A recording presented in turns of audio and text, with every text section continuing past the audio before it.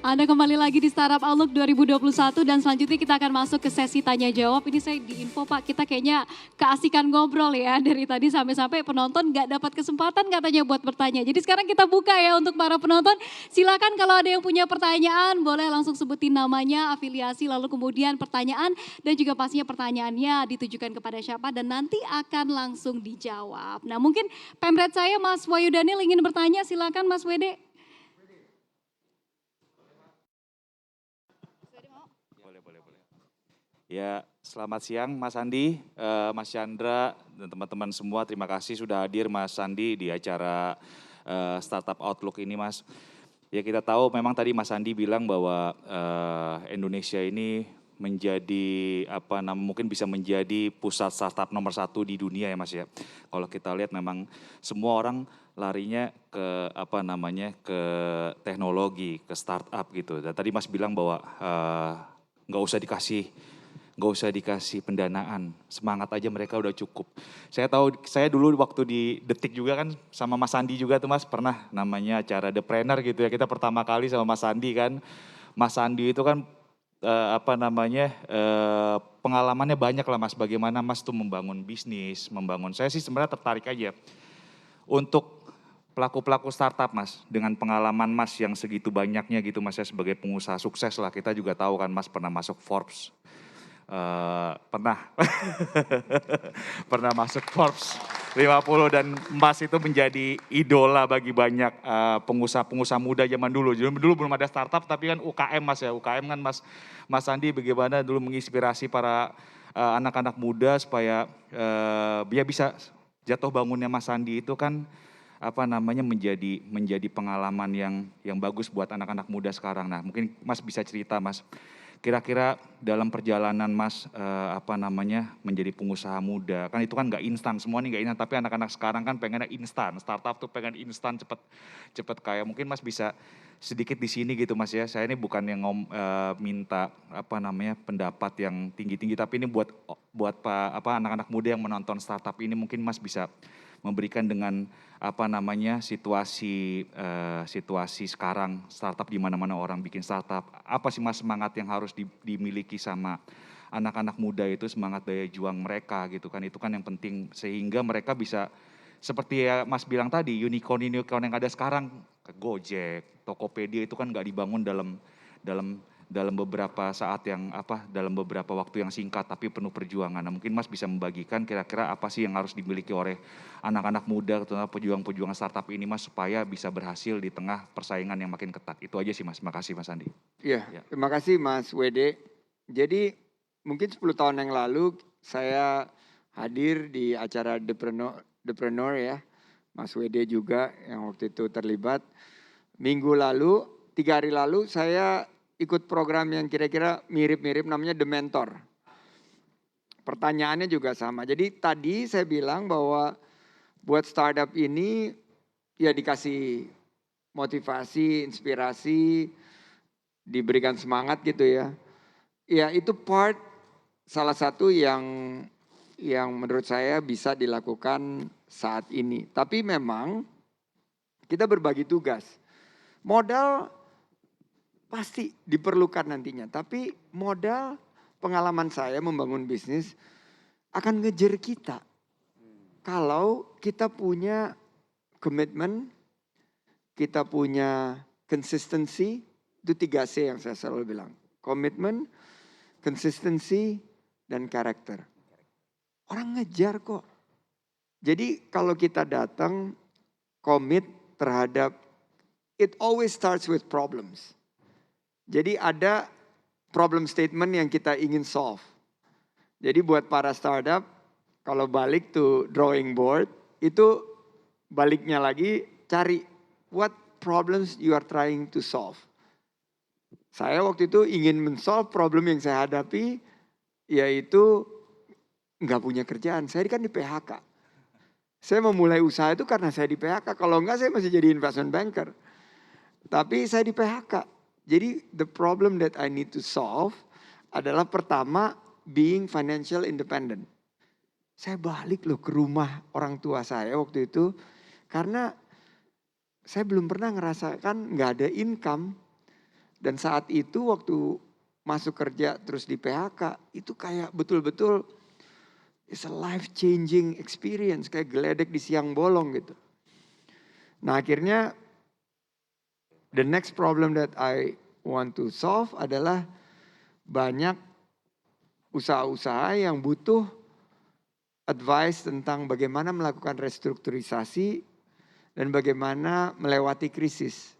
Dan kebetulan pengalaman saya di dunia investasi dan keuangan itu bisa digunakan sebagai salah satu sharing yang kita kemas dalam bentuk advice waktu itu.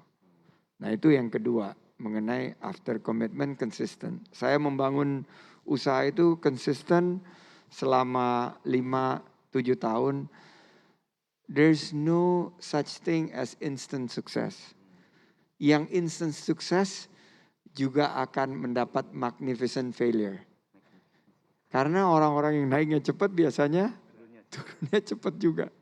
Jadi startup yang kalau kita lihat kan Gojek starts in about 10 years ago. Bukalapak juga 10 years ago. Yang gede-gede punya track record. Jadi konsistensi itu penting. Dan terakhir, karakter. Bahwa membangun bisnis itu reputasi, Pak WD. Bahwa gimana kita treat our customers, kita treat our clients, bagaimana kita meyakinkan our suppliers, our partners. Jadi terkadang saya bilang bisnis itu jaga relasi. Dan ini saya dapat dari Pak William Surajaya. Nah ini saya jarang cerita ya, tapi Pak William bilang bahwa kasih waktu saya, dia udah usianya waktu itu sudah sangat lanjut. Dia bilang bahwa kalau untung bisa dicari Sandi. Untung bisa dicari, profit bisa di-create, tapi reputasi nggak bisa dibeli. Nah ini yang selalu dia bilang ke saya. Jadi buat para startup, try to build your brand and your character supaya bisa mendapatkan trust, kepercayaan dari whoever, be it your investors, customers, atau juga klien. Dan successful businesses itu kembali lagi kepada trust dan amanah. Jadi mudah-mudahan sharing siang ini juga bisa memotivasi teman-teman. Dan begitu kita bisa 3C ini, bukan kita yang nyari uang, uang yang ngejar-ngejar kita. Serius, banyak banget. Tadi pagi saya mau berangkat ke sini, ada orang datang, mantan mitra saya, mau invest di Indonesia. Saya bilang, kok nyari saya? Saya bilang, saya udah di pemerintahan sekarang. Iya, tapi I don't know where to go. Everybody rushing untuk kasih investments di Indonesia. Nah, akhirnya saya bilang di Indonesia salah satu yang paling terpenting, apalagi kalau ingin membangun satu bisnis yang berkelanjutan, ini Indo Giant Capital juga pasti setuju, adalah look for character. And dari karakter itu kunci utamanya adalah integrity. Begitu you find investable company with a founder yang punya integritas yang tidak bisa digoyah, that's gonna be your winner. Oke, terima kasih sekali Mas Wedi dan juga pastinya Pak Sandi atas jawabannya. Pak Sandi, saya ingin bertanya satu lagi nih. Kalau kita lihat kan pendiri dari startup ini banyak yang euforianya di awal begitu ya. Semangat lihat orang bangun startup, oh dia juga mau bangun startup. Tapi kalau kita lihat konsistensinya tadi seperti yang Pak Sandi katakan tadi, ini kan tidak semua orang can do it begitu ya. Lantas seperti apa nih Pak Sandi melihat terkait dengan motivasi yang mungkin harus diberikan kepada para pelaku startup ini. Dan juga pastinya balik lagi bimbingan seperti yang Pak Sandi katakan. Dan juga tadi sudah dijelaskan ya sama Pak Chandra terkait dengan seperti apa nih bimbingan yang diberikan oleh Indo Giant Capital. Iya, mungkin nanti Mas Chandra bisa nambahin. Tapi saya ngelihat ini pengen sukses instan ini ya kadang-kadang ya karena success story dan story yang terjual itu adalah yang berita-berita baik. Tapi berita-berita yang berat bagaimana seorang itu harus mengalami beberapa kegagalan itu jarang terekspos. Sehingga orang akhirnya begitu melihat berita, wah saya pengen kayak dia, dan begitu mengalami kegagalan langsung putus asa, langsung dia bosen. Nah oleh karena itu pentingnya memiliki mentor. Mentor ini penting, makanya tadi Pak Haryanto cerita mengenai konsep di sini. Bahwa what you sell here is an ecosystem. Di mana orang kalau lagi down, ada yang tepuk-tepuk, ini itu mungkin di underestimate ya. Tapi kalau seorang pengusaha itu lagi ngerasain susah, terus ada temen ngomong itu, it's very valuable. Ditepuk-tepuk, terus diajak ngobrol, di mentorin, itu menurut saya waktu itu dapat ekosistem itu di kantornya Pak William Suryajaya di Teluk Betung. Hari Sabtu kalau saya datang itu semua ekosistemnya itu very positive energy yang saya dapat di situ. Nah, yakinlah bahwa mau sukses harus melewati beberapa kegagalan. Jadi dengan mentoring, setiap kegagalan itu adalah anak tangga untuk mencapai kesuksesan. Jadi dengan begitu mereka akan siap. Oh, kalau gagal di sini berarti saya harus bangkit kembali, saya harus persiapkan dengan lebih baik, saya harus tanya sama yang jago-jago. Dan untuk permodalan ekosistemnya bahwa kalau orang belum berhasil, selama itu tidak ill intention dan nipu, harusnya diberi kesempatan lagi. Nah ini yang kenapa Silicon Valley itu sangat-sangat sukses, karena orang bisa gagal minggu ini, minggu depan dia udah bisa bawa proposal baru untuk minta pendanaan untuk bisnis yang baru dia kerjakan. Coba di sini, dulu waktu zaman saya memulai, seorang yang gagal bisnis itu ada stigma. Dia gak akan berani keluar ketemu teman-temannya lagi karena dicap sebagai orang yang gagal. Padahal kalau gagal itu dianggap sebagai anak tangga menuju kesuksesan, you need to celebrate. Not only victories, but celebrate the failures, thinking that it is the next step for you to get glory. Ini menurut saya yang perlu kita hadirkan di dalam ekosistem entrepreneurship dan startup, terutama di gedung yang sekarang kita ada ini. Berarti nggak hanya menceritakan success story-nya juga, tapi perjalanan panjangnya untuk menuju kesuksesan itu tidaklah mudah begitu ya Pak Sandi. Oke, next kita akan buka lagi nih kepada para audiens atau penonton kita yang ingin bertanya. Kami persilakan. Ya boleh, sudah ada 3 di sana. Boleh panitia tolong diberikan mic. Ya, ke Mas yang pakai baju warna hitam silakan.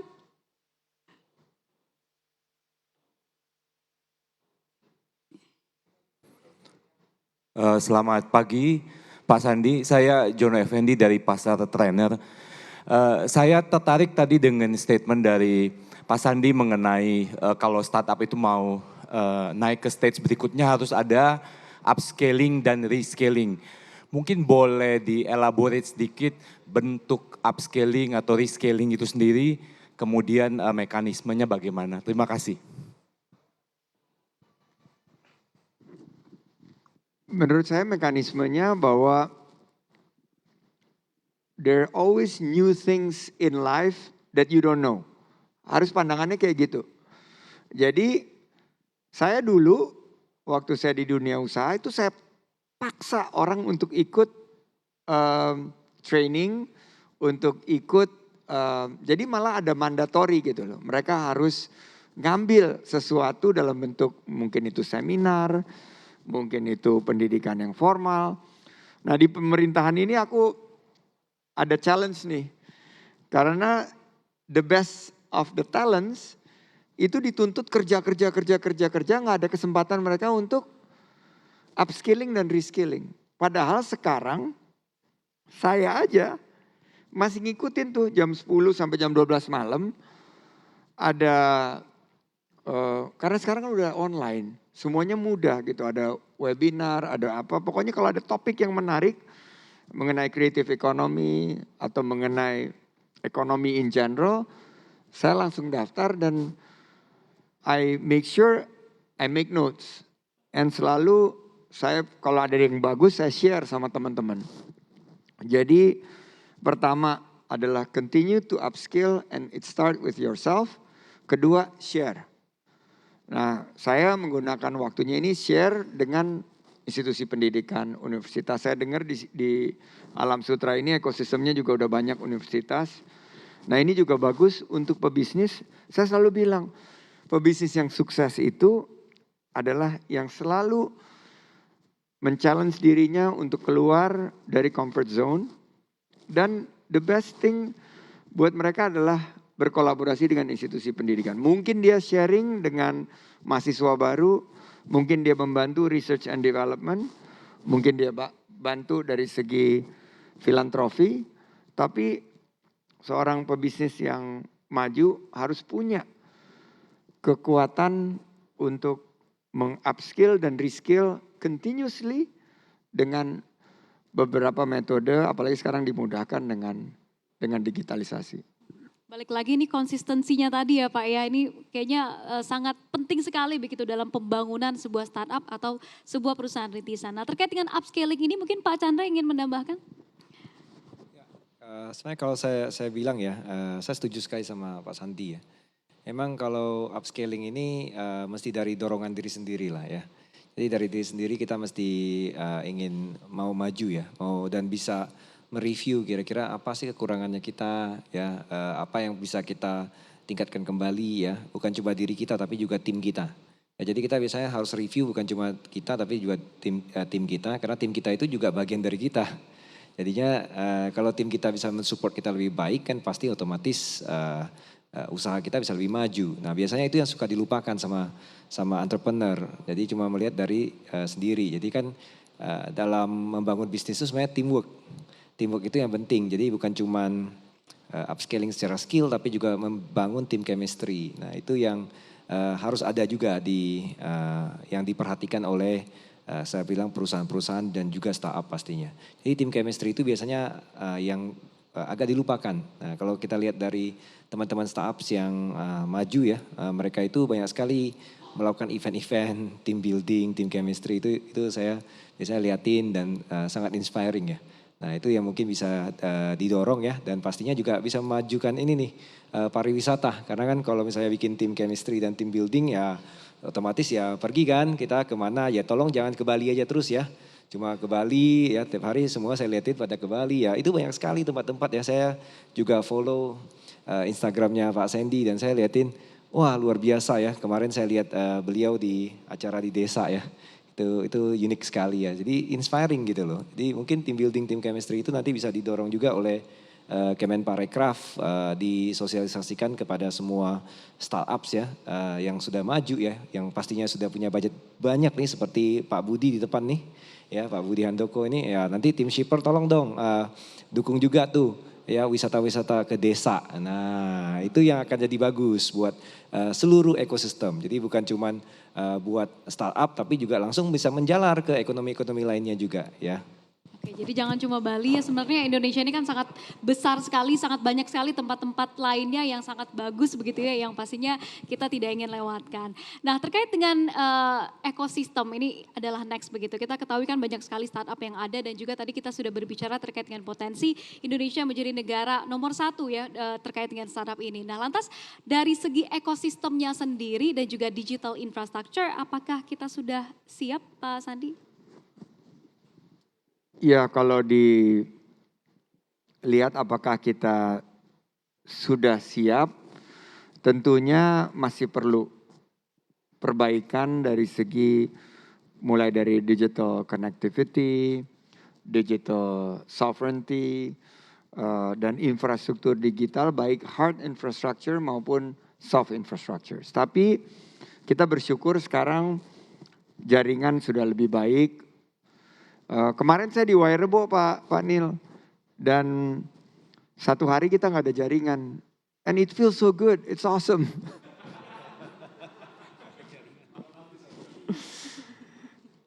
Tapi saya udah izin istri dulu, saya bilang nggak bisa dihubungin. Dan menurut saya begitu saya di atas, ini kayak kita naik pesawat gitu loh. Nah tapi pesawat sekarang udah diruin juga karena ada pesawat yang offer wifi kan.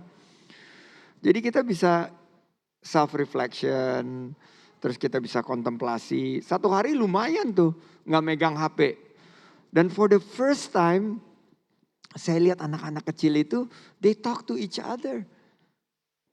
Kaget saya, terus ada 2 keluarga yang baru kenal, itu juga ngobrol. Biasanya kan pasti pegang gadget gitu loh.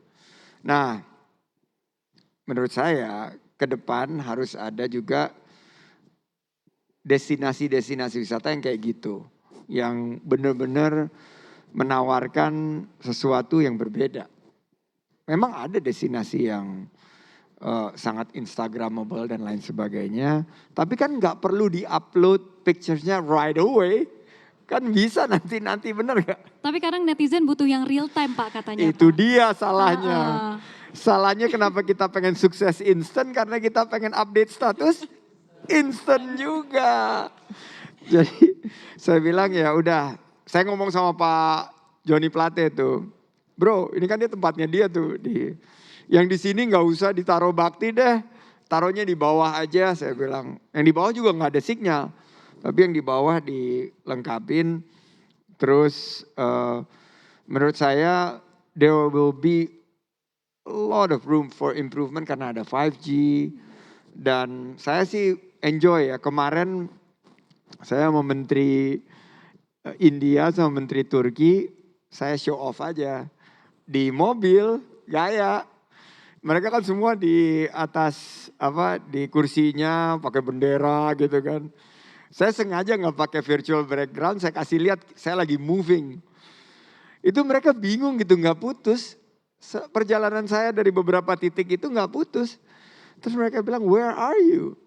Saya bilang, I'm here at this destination, sekalian promosi juga. Dan mempertunjukkan bahwa Indonesia tuh punya digital connectivity yang world class. Jadi tepuk tangan dulu buat teman-teman kita. Tapi perlu ditingkatkan, harus terus ditingkatkan. Gak boleh complacent, gak boleh merasa wah Indonesia udah nih.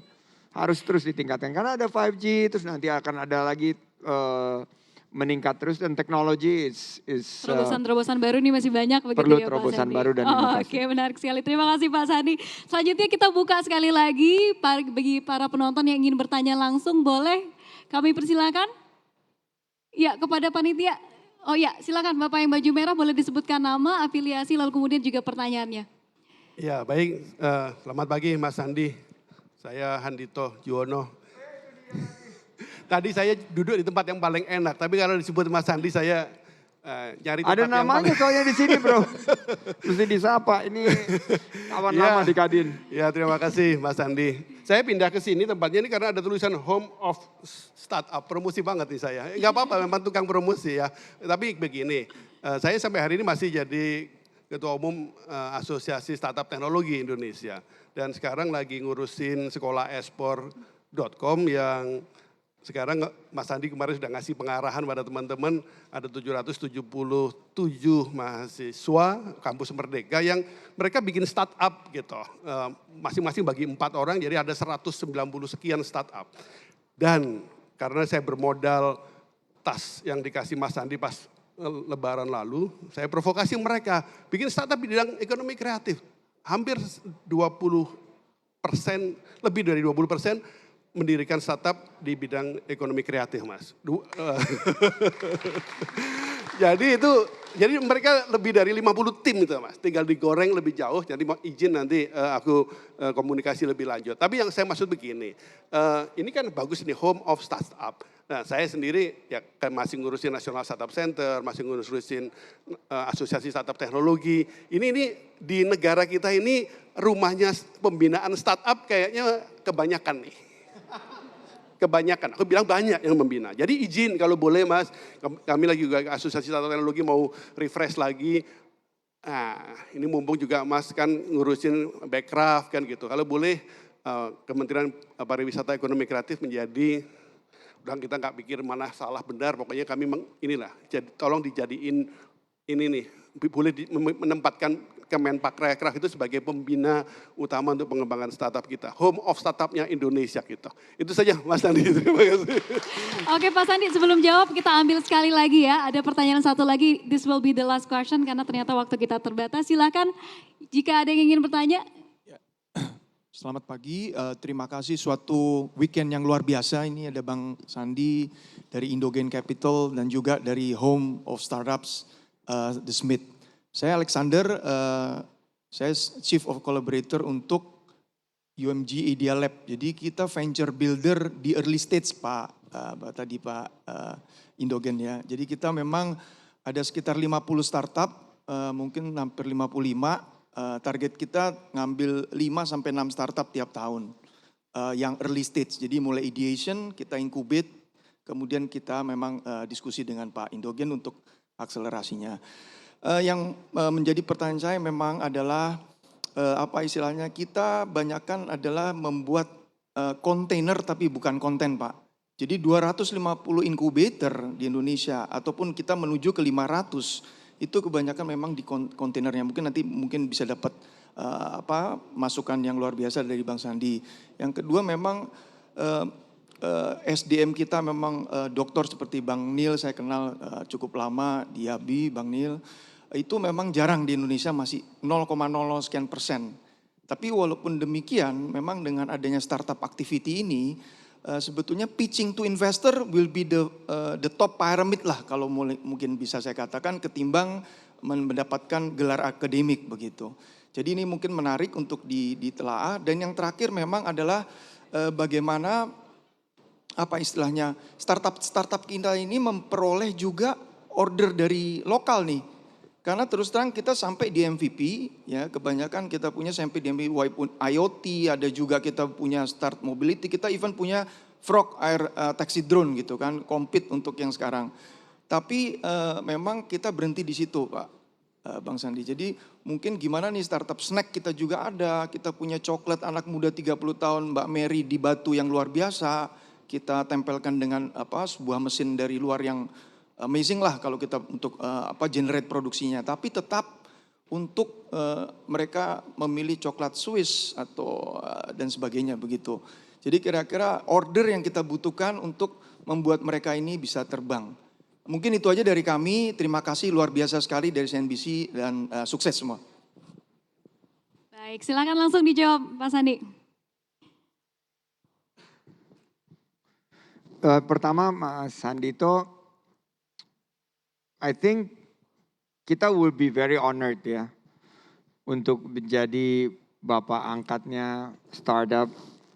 Namun the reality of government, karena government itu very, as you know, political in nature, jarang leaders yang punya broad-minded untuk share the stage.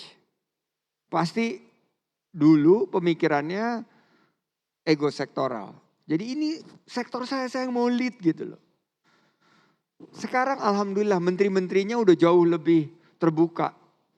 Namun kan ada pilar-pilarnya, jangankan dengan kementerian lain, di kementerian saya sendiri aja kadang-kadang kita harus mengorkestrasi dan mensinkronisasi, dan ini it's not simple and easy job. Jadi terima kasih atas kepercayaannya, saya sama Pak Nil nanti akan coba. Tapi pada intinya startup digital ini always welcome. We are opening our door 24/7. Saya balas sendiri email-email yang datang ke saya. Orang-orang staff saya bilang, Pak ini bukan tugasnya menteri ngejawab email kayak begini. Enggak, everything that relates to pariwisata dan ekonomi kreatif is our job together. Tadi saya bilang juga nggak ada Superman, ini semua super team. Kerja dan kalau misalnya datangnya ke saya akan jawab. And kita punya 24-hour rule bahwa anything that comes to me, assuming I have signal, saya akan jawab dalam 24 jam. Itu yang saya selalu bilang, gercep, gerak cepat, 3G mon. Gercep, gerak cepat, G-nya yang kedua, geber, gerak bersama, dan G yang ketiga, gaspol, garap semua potensi online. Wah, Untuk lapangan menarik kerja. sekali. Dan buat Om Alex, untuk Bro Alex, kita sangat senang ada, ini salah satu juga bisnis di bidang incubating dan segala macam. Jadi ini tentunya juga bakal jadi mitra kita ke depan. Please tell us what we can do better buat next year 2022. Dan kita harapkan juga ada kolaborasi yang berkelanjutan. Oke, menarik sekali. Boleh Bapak Ibu hadirin sekalian kita berikan tepukan kepada para narasumber kita telah berbagi hari ini. Pastinya harapan kita agar perbincangan kita hari ini bisa menjadi motivasi dan juga pastinya The Smith ini nantinya bisa menjadi tempat pengembangan begitu ya dari para startup kita. Terima kasih sekali Pak Sandiaga Uno, Pak Chandra Firmanto dan juga Pak Herianto telah berbagi insights bersama kami hari ini. Dan demikian serangkaian acara kita di Startup Outlook 2021. Saya Monica Chua pamit undur diri. CNBC Indonesia Beyond Business.